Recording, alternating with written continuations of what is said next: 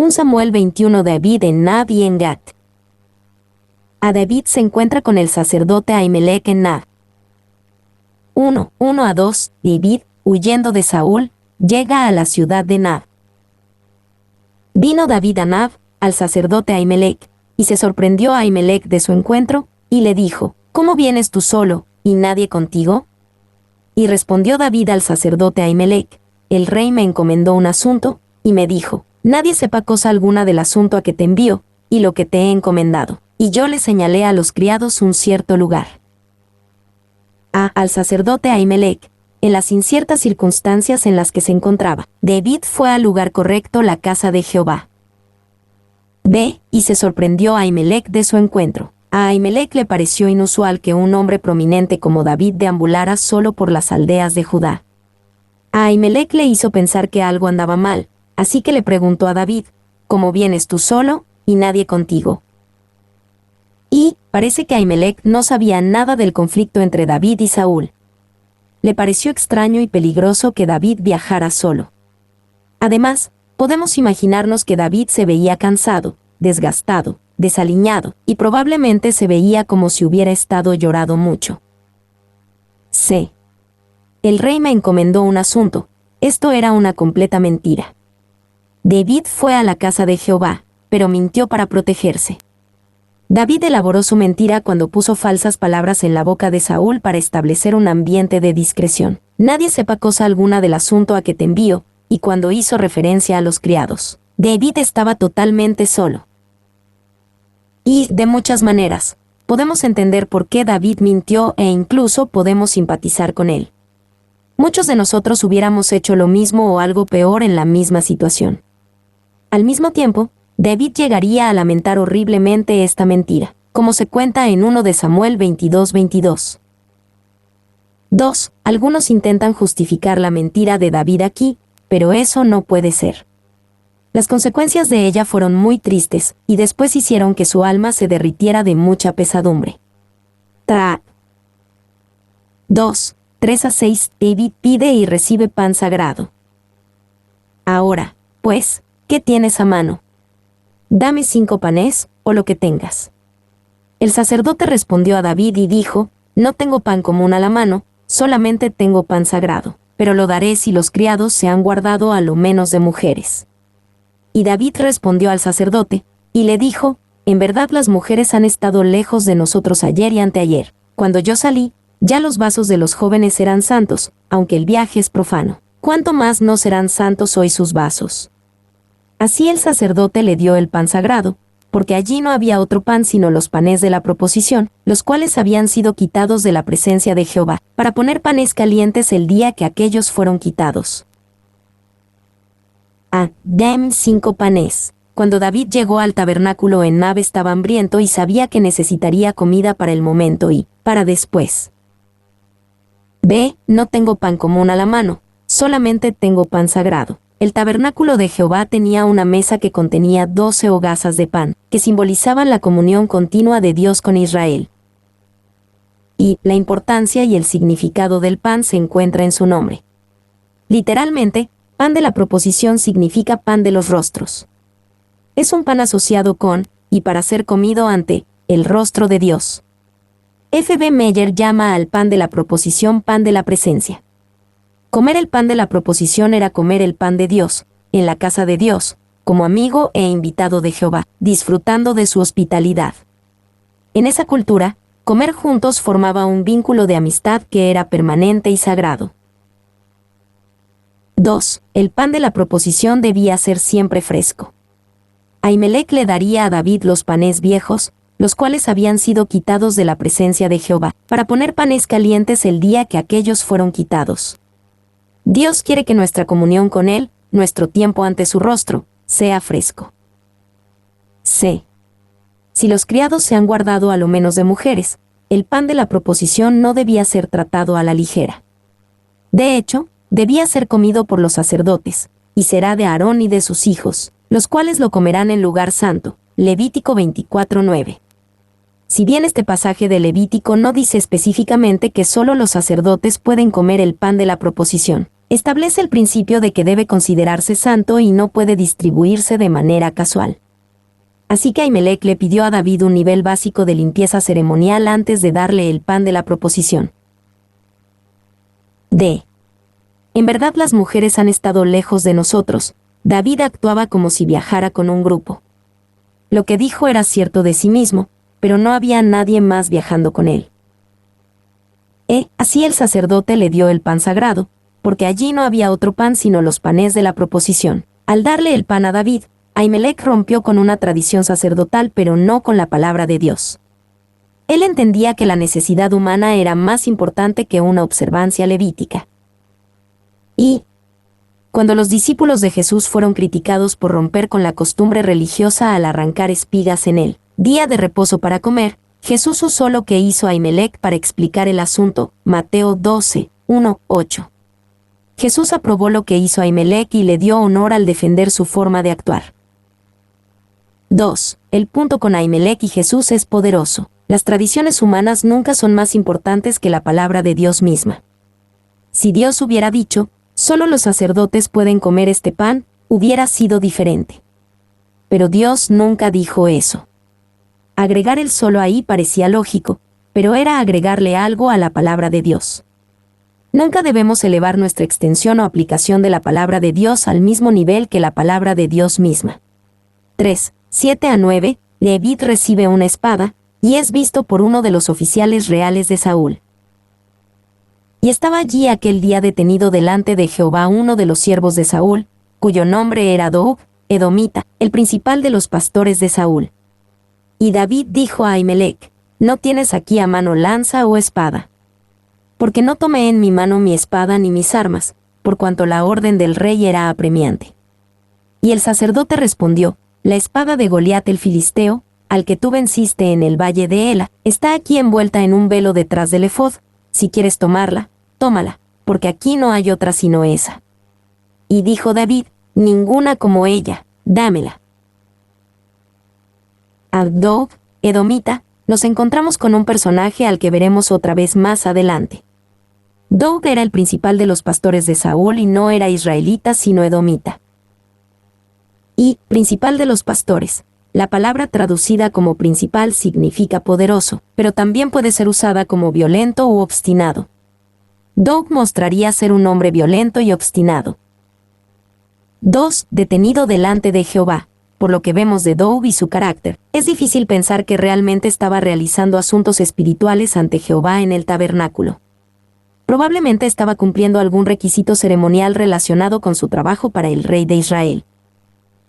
B. No tienes aquí a mano lanza o espada. Podemos entender por qué David quería un arma y por qué la pidió. Pero también es triste que David continuara con su mentira sobre estar bajo la orden del rey. David está tratando desesperadamente de evitar la orden del rey porque en ese momento, la orden del rey era matar a David. Y, considerando cuál era la orden del rey, David dijo la verdad cuando dijo que la orden del rey era apremiante. Eso era verdad, pero no en el sentido en que David lo dijo. 2. Es doloroso hasta el último grado ver a alguien cuya fe se elevó a una altura tan elevada en el encuentro con Goliat, bajar de esa noble elevación, para encontrarlo recurriendo, para protegerse, a las mentiras y artificios de un impostor. Baliquie.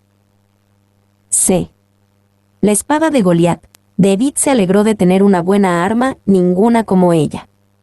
Mientras David sostenía la espada, debió haber recordado cómo llegó a ganarla.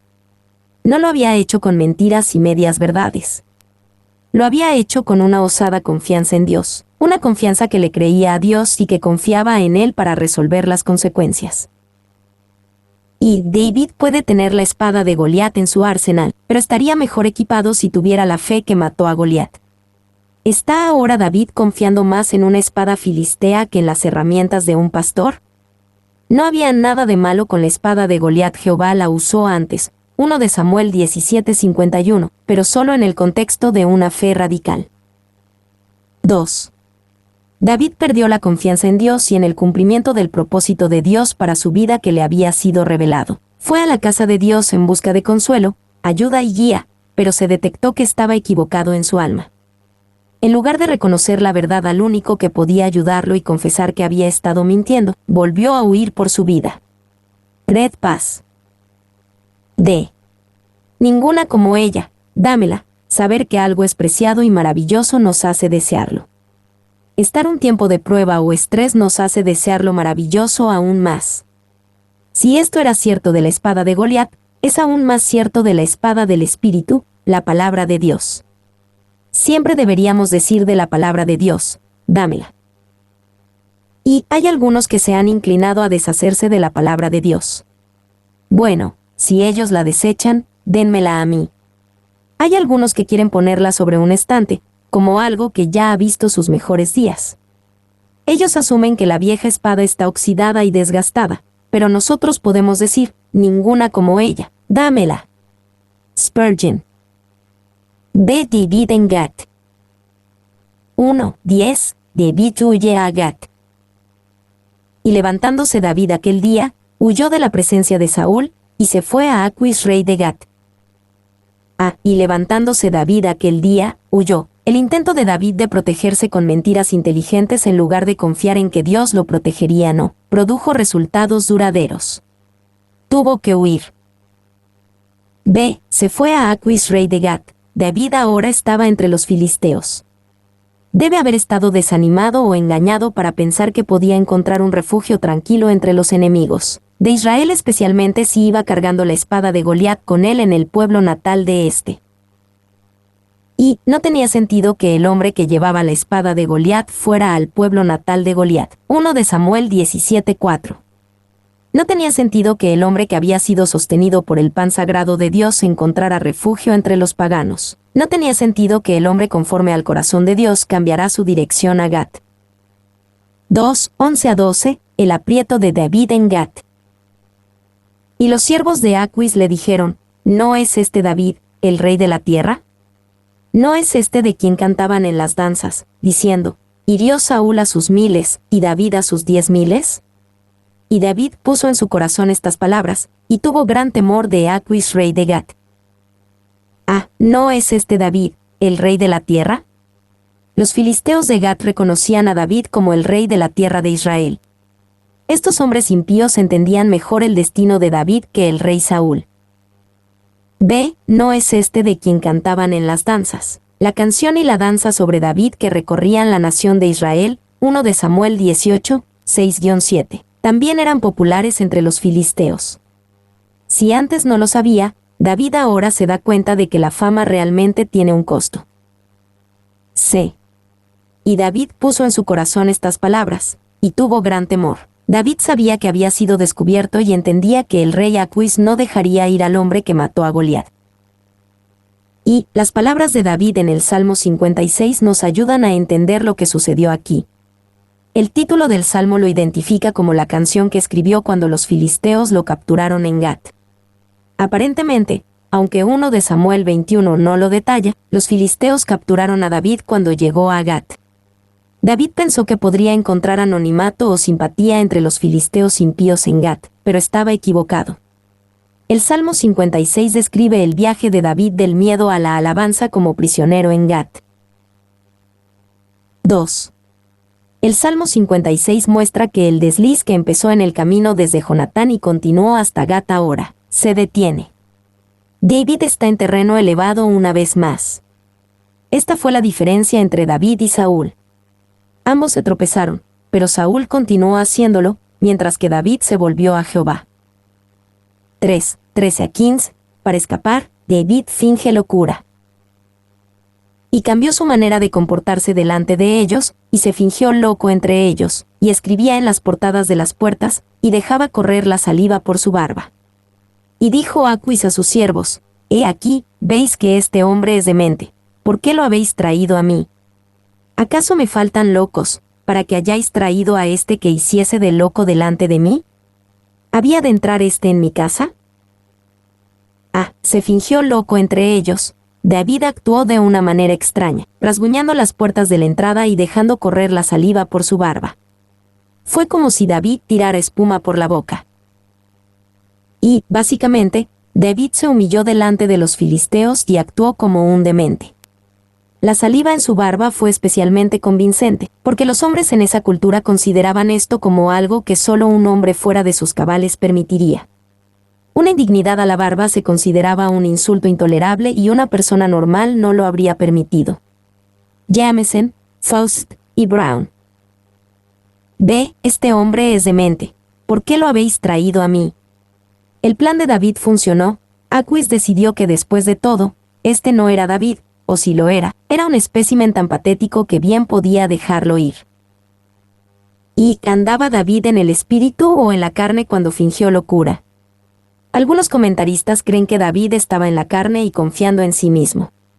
Pero el cambio del Salmo 56 sucedió antes de que David escapara, y tiene sentido que Jehová guiara a David a tomar una ruta de escape que lo humillaría.